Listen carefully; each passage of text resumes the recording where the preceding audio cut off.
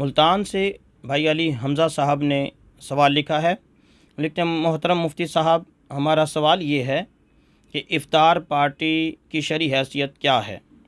ہمارے ہاں بڑی بڑی افطار پارٹیاں ہوتی ہیں جس میں بڑے بڑے عمراء آئے ہوتے ہیں، ایسی افطار پارٹیوں کی شرعی حیثیت بیان فرمائیں۔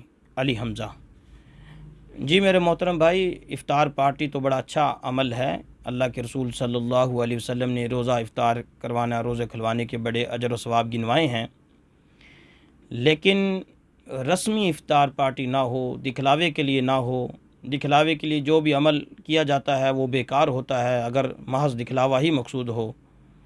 اور پھر حکمت یہ تھی کہ اگر افطار پارٹی کروانی ہے، اگر لوگوں کو روزہ کھلوانا ہے، افطار کروانا ہے، تو غریب غربا کو بلایا جاتا۔ یہ زیادہ قرین مصلحت تھا، قرین حکمت تھا کہ غریب غربا جن کے گھر کھانے کو کچھ نہیں ہوتا اور وہ روزہ رکھتے ہیں، ایسے لوگوں کو روزہ کھلوانے کا دوہرا اجر ہے۔